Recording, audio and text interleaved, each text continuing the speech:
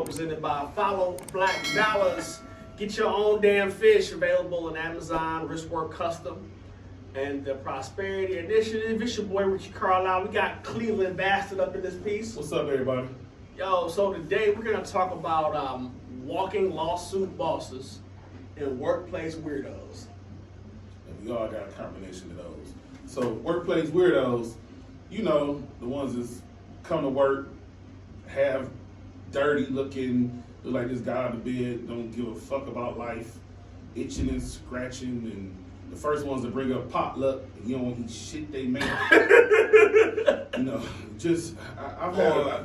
Go ahead. Or the person that pulls you to the side and to have a very uncomfortable conversation. Yeah, like I've like my first job or whatever. When I first, what should I say, my first year at this job, I had a person come up and tell me like their whole life down to what body parts they done had put on, scraped off, removed. But it's like I don't even know your name, and you just sitting here at lunch and just want to tell me about everything, from bumps you had removed and everything while I'm eating lunch. Mm-hmm. Fucking weirdos. Right. You get a lot of those, but this one weirdo, he would come in every day. He'd wear black mascara, black everything. We're talking about black like goth look. So we had potluck. You thought he was a vampire? I don't know, but he looked like Blade. No, not like he looked like the other one.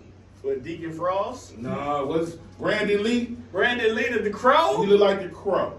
He wore the long black leather jacket. I mean, he wore this shit in the summertime. He wore it in the wintertime. He looked like the Crow every day. Like if people used to be scared to talk to him. Like when he would be fucking up at the job all the time. They'd be scared to say something to him. They like he probably would come in this bitch and shoot it up. Like he looked like the type, and all he would talk about is guns and all kind of shit. So we had potluck. He brought in some shit. To this day, I still don't know what the fuck it was. It was a big pot of brownish, grayish, looked like might have been a stew. It had like beef and carrots and that was goulash. some other shit. But I don't know, that's what white people eat. But that's what nobody touched it. I white people that's like Nobody know. Yeah, I guess that's what it looked like. But nobody ate it. I'm talking about there's a lunchroom about 70 people. It was a casserole. Man, he was going around trying to get his shit away, sitting on people's plate. He was trying to kill y'all. It looked like it was moving. Oh, hell no. And he had this shit. It might have been German Shepherd. I don't know, he used to be scratching, and he had this shit where he was scratching like dandruff would be falling, and it just be all all white people have dandruff. That's just something they have. Is that what that is? That's a certified weirdo. When I came up with this ringworm. I don't know what it was, this shit. I don't know what this shit was like. He'd be itching on back his It was ringworm, nigga. I'm telling you. He'd be all on his clothes and shit. He'd be all in your face. And what I used to be scared of, he'd be talking to you like, yeah, so da-da-da. He'd be itching in his shit. Just the flakes be falling. And oh my God. Falling on you. Ladies and gentlemen, Cleveland. I'm just saying. Should have bought that nigga some Tinactin. I don't know. Yeah, and then his neck be pinkish red. Yes. It's like he was fucking peeling. I'm telling you, bro, it's ringworm. Okay, so this motherfucker had wingworms for 10 years. I know. 10 years? He had a 10-year wingworm. You didn't know what it was. Most people who know ringworm is black people. White people don't know what that is. They just think it's an itch. He itching this dude, and that's all we was thinking when the whole time we looking at his food. We're like, I bet you his ass was sitting there scratching, and that shit was just falling in the food. And he left a trail wherever he went. Taster's choice. I guess. Like he was sitting at the table and ate with us, and he would scratch. The flakes would be there. You cannot eat at the table with me. We would just be sitting there looking at him. Like, what the fuck? Like, on top of him being dressed weird as fuck.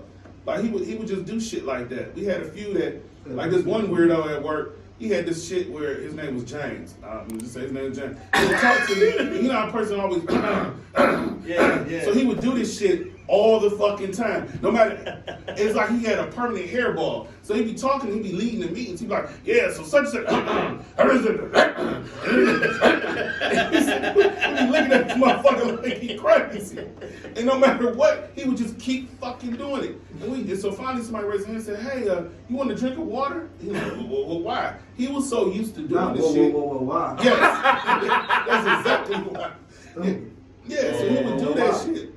all the time, and we would be crying. Hey, you know, I thought there was some weirdos in the office, but This the is fact a cake, right. man, you know what? Forget it. Next topic. Weird niggas, bro. Oh yeah, the factory. Lord have mercy. I'm just saying, man. That's just how. I was gonna talk about just Weird people just niggas, coming bro. to you with uncomfortable questions and conversations. But that's weird These shit. people is just biohazards. Right, in they the just factory. living weird. They just born weird. I don't know. You working with certified monsters. Right. I still, like I say, if I Google that shit now, I don't know what the fuck was it. Dead skin, what? Oh this my shit used to be God. everywhere. It was the nastiest shit. Yeah. You work, Man, man. The factory hired warlocks, Well, the factory hired, we equal Vikings. opportunity. Vikings, Cavemen, Yes. You go work, motherfucker, come on in. Yeah, Ogres. yeah. He had his ACDC on this shit, or he be playing this old shit. I can't remember the name of this group.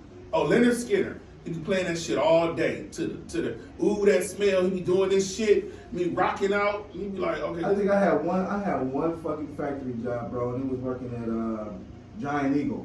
I was a picker. Oh, using that freezer. Freezing I your was ass in that up. bitch long. And I was in that bitch for, I think they gave nigga 3 months. The only reason I got it because, you know, it was paying good. Like decent pay. Oh shit, there comes some money. All right, let me see what this is all about. I can do this shit. Mhm. Man, look. I can't do this. They wanted a nigga to work for real, like for this nigga. Hey, like nigga, I can make the same amount of money sitting at a desk talking on the phone. I'm not about to do Well, this. shit. factory work can be the closest thing to slavery, but you get paid. Because they call it the plant number 1, plant number 2, which is short for plantation. Hey, on the Amazon they call it picking. So in Amazon, Cotton when they picking, work- picking, it's same difference. Look, hey, hey, Plantation. when my girl said that shit, I was like, what? She's like, yeah, I be picking. I'm like, cotton? Is that what Sounds like that's what you're picking if you're picking.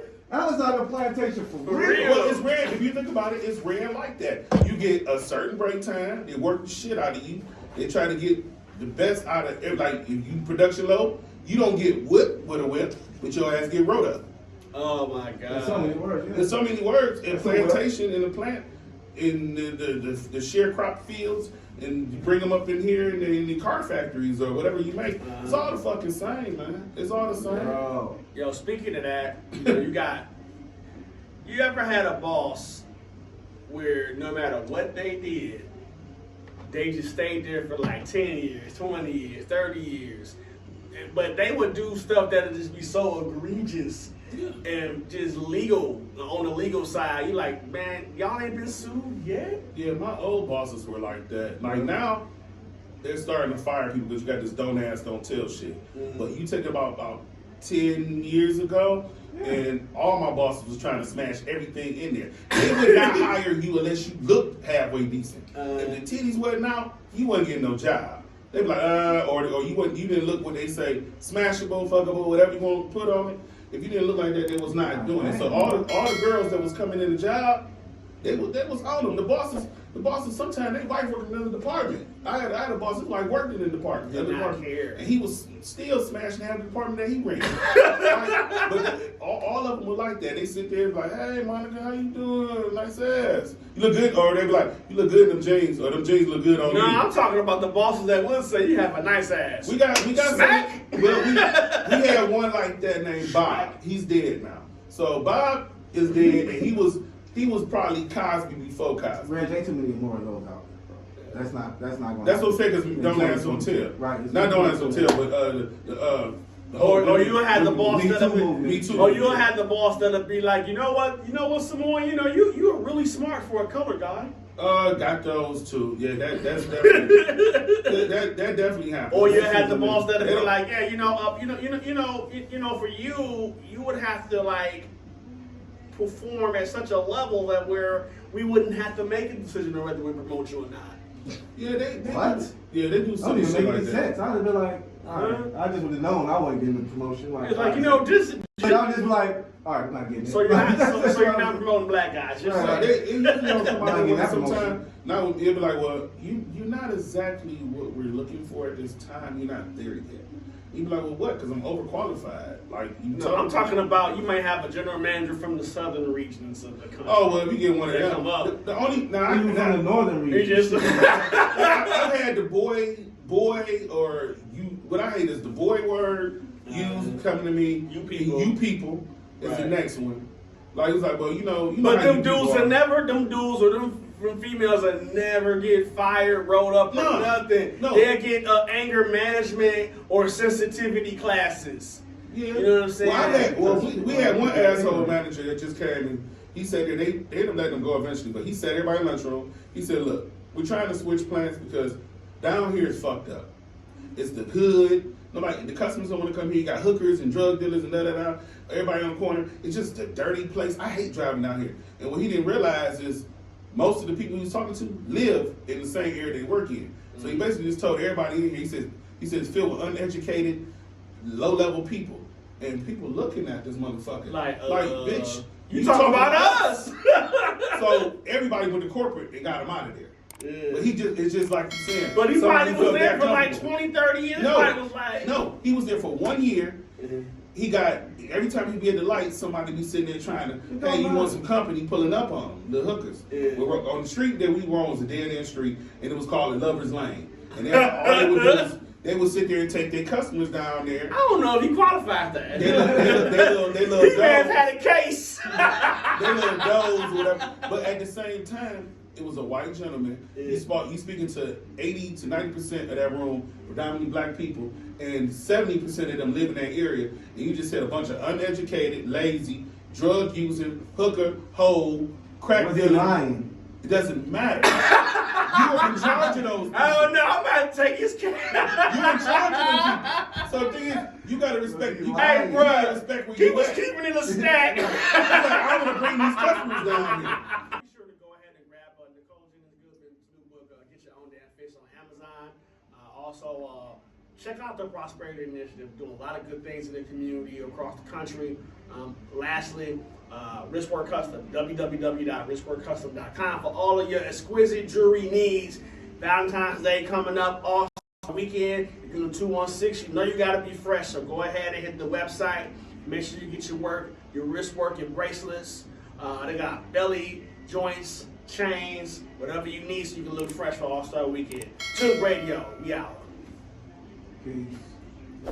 Man, what time is it?